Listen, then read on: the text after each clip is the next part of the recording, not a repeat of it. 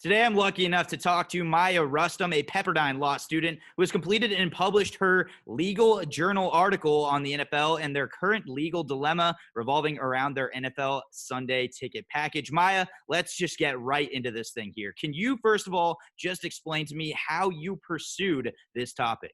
I began working in the television industry last summer, fell in love with it, wanted to find a way to intersect being able to work in the legal television industry with something topical once I found out I could write this article. Heard a lot of friends watching football games on Reddit, found out the NFL ended up getting into court in August where the Ninth Circuit made a huge reversal, and then I intersected the two topics, and that's how I came up with it.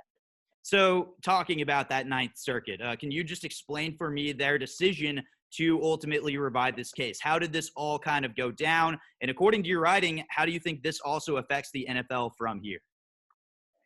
Well, the district court dismissed two antitrust claims, a Section 1 and Section 2 violation, and on appeal, the Ninth Circuit reviewed the dismissal. The Ninth Circuit really highlighted the significance of the NFL's failure to contest the application of the Sports Broadcasting Act to both agreements. Specifically, the NFL didn't contest that Broadcasting Act to satellite broadcasting, and so that is where the root of the argument came about to revive the case.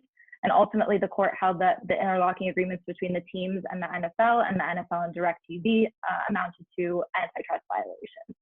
And as to how this is going to affect the NFL, there is so much impact on this. The league's attempt to justify granting consumers free over-the-air games when the teams play locally as sufficient to not reduce output does in fact reduce output, and it harms their fan base who are either unwilling or unable to pay the annual subscription. So with the television agreements that are amounting to expire, I believe in 2022, this is really going to revolutionize the television industry. Yeah, the main argument, it appears, with the NFL and DirecTV as well as a pair, they work as a joint venture. They're therefore not violating the antitrust laws. That's what they're arguing. As you mentioned, the deal goes through 2022. On the other end, teams are prevented from competing ultimately from their own market viewers as well due to the NFL's what you might call a monopoly here. So according to your research, what do you think you've discovered on this particular debate as a whole? I believe that not only is it concerning that the Ninth Circuit defied Supreme Court precedent by letting the plaintiffs in this court sue, but if the decision is left undisturbed, I think it's going to impact the economy, not just within the sports realm. If the decision takes effect, I think it's going to reduce interbrand competition whenever affiliated entities get together to create something.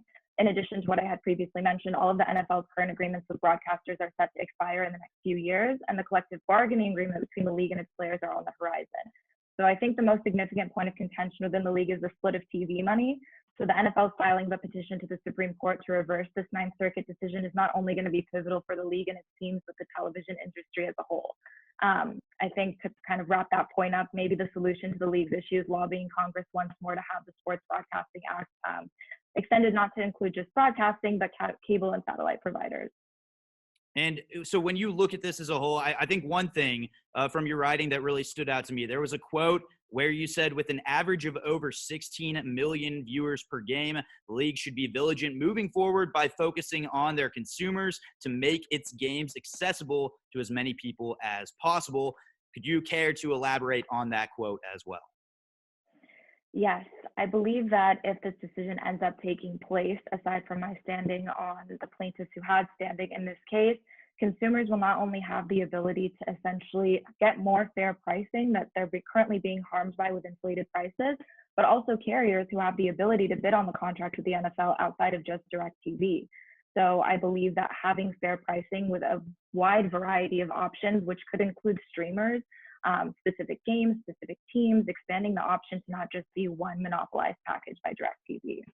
Maya, you put a lot of time and effort into this. At the end of the day, what is your ultimate goal for readers to get out of this? I think it would be great not just to target readers who are tuned into the legal world, but also those who are genuine fans and curious to know the legal inner workings and watch football. For years, the NFL has been dragged in and out of court being scrutinized for various antitrust exemptions between American Needle and merchandising license, or the Raiders franchise relocation issue. And this one was really important for me and for readers to see how consumers just aren't being taken into consideration, nor are potential carriers who could enter into the market and essentially define what antitrust law is put out there to prevent. And to see it on a larger scale, I really want readers to see the intersectionality between this case and other sports leagues and how their contracts could be affected. Maya, thank you so much for taking the time to talk to me. Her writing will be a forthcoming academic journal article to be published in the Pepperdine Law Review, Volume 48, Issue 2.